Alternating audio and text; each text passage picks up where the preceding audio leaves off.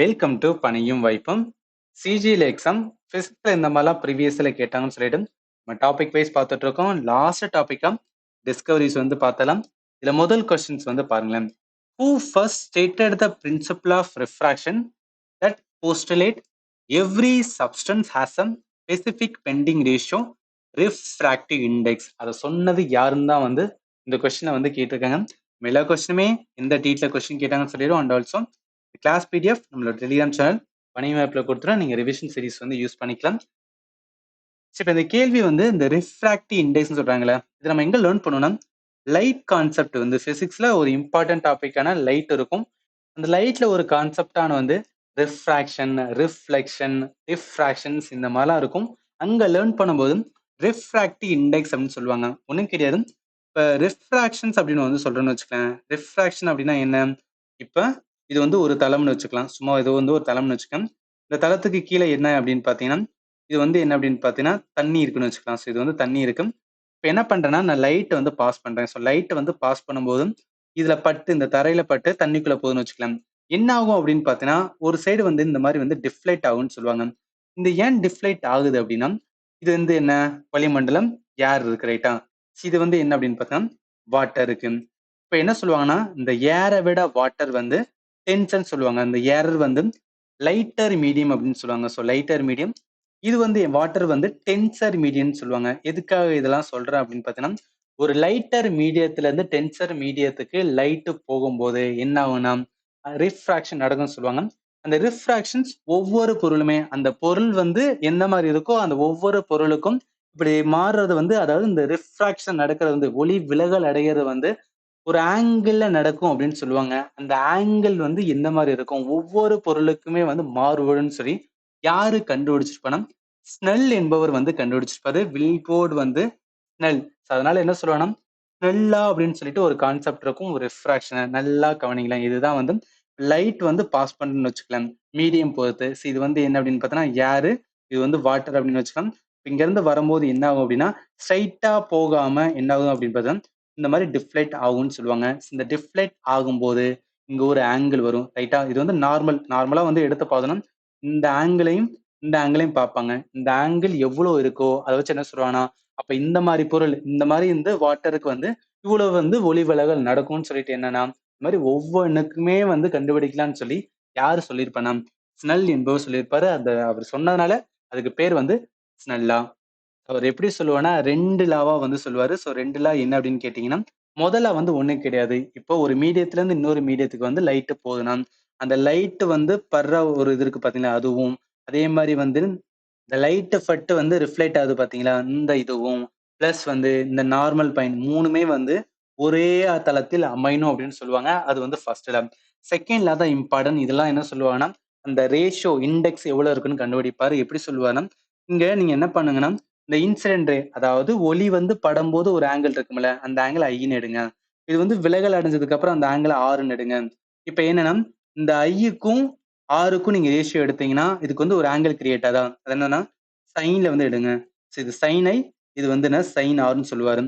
இந்த மாதிரி நீங்க 2 எடுக்கும்போது இதுக்கு வந்து ரேஷியோ எடுத்தீங்கன்னா sine i by sine r நீங்க எடுத்தீங்கன்னா இது வந்து ஒரு கான்ஸ்டன்ட கிரியேட் பண்ணும். அந்த கான்ஸ்டன்ட் மூலம் என்ன பண்ணலாம்னா ஒவ்வொரு பொருளுக்குமே வந்து எந்த மாதிரி அந்த ஆங்கிள் இருக்கும் எப்படி வந்து ஒளி விலகல் அப்படின்னு சொல்லிட்டு நம்மளால கண்டுபிடிக்க முடியும்னு சொல்றதா வந்து இந்த லா. அதுதான் இந்த செகண்ட் லால வந்து சொல்லியிருப்பாரு. இது எதுக்காக சொல்றோம் அப்படின்னா இந்த லாவை தெரிஞ்சுக்கிற போது அப்பவங்களை கேட்கும்போது உங்களுக்கு மறக்காது. அதனாலதான் இந்த கொஸ்டினுக்கு ஆன்சர் என்ன வரும்னா ஸ்னெல் அப்படின்னு இருக்காது. ஆன்சர் வந்து ஆப்ஷன் சில தான் இருக்கு. அதனால ஆன்சர் வந்து சி தான் வரும். சரி, அடுத்து போயிடலாம். அடுத்த கொஸ்டின்ஸ் வந்து பாருங்களேன். Which famous experiment was done by Michael Faraday in 1831? Actually இந்த மைக்கேல் ஃபாரடே மோட்டர் ஜெனரேட்டர்னு சொல்லி நம்ம டீட்டெயிலா இதுக்கு முன்னாடி வந்து நான் சொன்ன சாப்டர்ல வந்து உங்களுக்கு டீட்டெயிலா ஒரு அனிமேஷன் வச்சு சொல்லியிருந்தேன். வீடியோ பார்க்கலன்னா பார்த்துட்டு வாங்க, உங்களுக்கு ஈஸியா வந்து புரியும். எதுக்காக இதை சொல்றேன் மைக்கேல் ஃபாரடே ரிலேட்டடா வந்து நம்ம எங்க லேர்ன் பண்ணுவோம் எலக்ட்ரோ மேக்னெட்டிக் இண்டக்ஷன்ஸ். ஒன்றும் கிடையாது. ஒரு ஜெனரேட்டர் இருக்குன்னு வச்சுக்கோங்க. ஒரு ஜெனரேட்டர் வந்து எப்படி ஒர்க் ஆகும் அப்படின்னா electro magnetic inductions. So EMF அப்படின்னு சொல்லுவாங்க. Electro magnetic force. அந்த எலக்ட்ரோ மேக்னெட்டிக் ஃபோர்ஸ் என்பது உருவாகும்னு சொல்லி யாரு சொல்லுவானா ஃபாரடே தான் சொல்லிடுவாரு. அந்த ஃபாரடே சொன்னதுனாலதான் வந்து அதை பேஸா வச்சு உருவாக்கப்பட்டதான் வந்து எலக்ட்ரிக் ஜெனரேட்டர். இதை எதுக்கு இந்த ஸ்லைடு இந்த இடத்துல நான் கொடுத்துருக்கேன் அப்படின்னா, இது நம்ம எப்படி லேர்ன் பண்ணுவோம்னா, பிசிக்ஸ்ல லாஸ்ட் டாபிக்கா இன்வென்ஷன்ஸ் அண்ட் வந்து டிஸ்கவரின்னு சொல்லிட்டு வந்து கம்ப்ளீட்டா பிசிக்ஸ்ல வந்து யார் யாரெல்லாம் என்ன கண்டுபிடிச்சாங்க, எதை கண்டுபிடிச்சாங்கன்னு சொல்லிட்டு வந்து ஃபைனல் டாபிக்கா லேர்ன் பண்ணுவோம். இதை ஏன் இதை சொல்றேன் அப்படின்னா, நீங்க ஆல்ரெடி ஒரு ஆஃப்லைன் இன்ஸ்டியூட்ல ஜாயின் பண்ணி வந்துன்னு ப்ரிப்பேர் பண்ணிட்டு இருப்பீங்க. நீங்க எந்த இன்ஸ்டியூட்ல இருக்கீங்களோ அந்த இன்ஸ்டியூட்ல யார் பிசிக்ஸ் டாபிக் எடுக்கிறாங்களோ அந்த சார்ட்ட போய் சொல்லுங்க. இந்த மாதிரி ஒரு டாபிக் இருக்கு, இதை நீங்க எடுக்கல அப்படின்னா எடுக்க சொல்லுங்க. இது இம்பார்ட்டன்ட், இதுல இருந்து கொஸ்டின்ஸ் வந்து கேட்கறாங்க. நீங்க ஆன்லைன்ல ப்ரிப்பேர் பண்றீங்கன்னா நம்மளோட ஃபண்டமெண்டல் கோர்ஸ்ல வந்து நான் கம்ப்ளீட்டா டீச் பண்ணியிருந்தேன். நீங்க வந்து அதை செக் பண்ணி பார்த்துக்கலாம். இதுக்கான லிங்க் இந்த வீடியோ நான் டிஸ்கிரிப்ஷன்ல கொடுக்குறேன். என்ன அப்படின்னா இந்த கேள்வி என்ன, மைக்கேல் ஃபாரடே என்ன கண்டுபிடிச்சிருப்பானா, discovery of electromagnetic inductions. இது வந்து என்ன, நிறைய இடத்துல வந்து லேர்ன் பண்ணுவோம். டிஸ்கவரி பிளஸ் வந்து எலக்ட்ரிக் கரண்ட், மேக்னெட்டிக் அப்படின்னு சாப்டர் எல்லாத்துலயும் லேர்ன் பண்ணுவோம். நீங்க வந்து நவம்பர் பண்ணணும். ஆன்சர் வந்து சீதா வரும். சரி, அடுத்து போயிடலாம். அடுத்த கொஸ்டின்ஸ் வந்து பாருங்களேன்.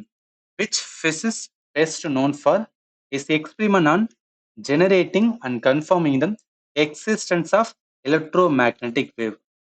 இதுவும் ஜஸ்ட் ஃபேக்சுவல் தான், பட் நம்ம ஆல்ரெடி லேர்ன் பண்ணியிருந்தா இந்த கொஸ்டின்ஸ் வந்து ஈஸி. நல்லா கவனிங்களேன். இங்க லாஸ்ட் லைன்ல இருக்கு பாருங்களேன். மின்காந்த அலைகள் எலக்ட்ரோ மேக்னெட்டிக் வேவ்ஸை யாரு கண்டுபிடிச்சிருப்பானா, இந்த மாதிரி வந்து electro magnetic wave gamma, X ray, radio, visible right இந்த மாதிரி தனித்தனியா இருக்குன்னு சொல்லி யாரு ஃபர்ஸ்ட் டைம் சொல்லியிருப்பானா, ஹென்ரிச் ருடால்ஃப் ஹெட்ஸா வந்து சொல்லியிருப்பாரு. ஸோ அதனால இந்த கொஸ்டினுக்கு ஆன்சர் என்ன வரும்னா ஹென்ரிச் ருடால்ஃப் ஹெட்ஸ், ஆப்ஷன்ஸ் டில இருக்கு. இது வந்து நான் ஃபண்டமெண்டலா வந்து டீச் பண்ண இந்த ஸ்லைடு தான் இந்த இடத்துல கொடுத்துருக்கேன். நீங்க டீட்டெயில் என்ன பண்ணிக்கலாம்னா அந்த ஸ்லைட்ல இருக்கிற எல்லாத்தையுமே வந்து லேர்ன் பண்ணிக்கணும். ரொம்ப ரொம்ப இம்பார்ட்டன்டானது. சரி, அடுத்த கொஸ்டின்ஸ் வந்து Evangelista Torricelli is famous for what discovery அப்படின்னு இருக்குல்ல. இப்ப என்ன, இவர் யாருன்னு தெரிஞ்சிருக்கணும், இவர் சம்பந்தப்பட்டது என்ன கண்டுபிடிச்சாரு இது வந்து தெரிஞ்சிருக்கணும். இப்ப இந்த கொஸ்டினுக்கு ஆன்சர் நல்லா கவனிக்கலாம். இதையுமே நம்ம வந்து கரெக்டா டீச் பண்ணிடணும்.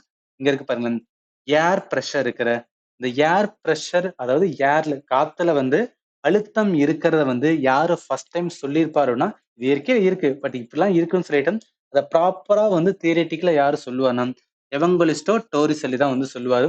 இவரு இதை சொல்றத வச்சு என்ன பண்ணிருப்பானா, இவரே என்ன கண்டுபிடிச்சிட்டான், பாரோமீட்டர் வந்து கண்டுபிடிச்சிருப்பாரு. பாரோமீட்டர் மீன்ஸ் ஒண்ணும் கிடையாது, இப்ப வளிமண்டலத்துல இருக்கிற வந்து பிரஷர், அட்மாஸ்பரிக் பிரஷரை வந்து நம்ம அளக்கணும் அப்படின்னா அதுக்கு யூஸ் பண்ற கருவிதான் வந்து என்ன அப்படின்னா இந்த பாரோமீட்டர் அப்படின்னு சொல்லுவாங்க.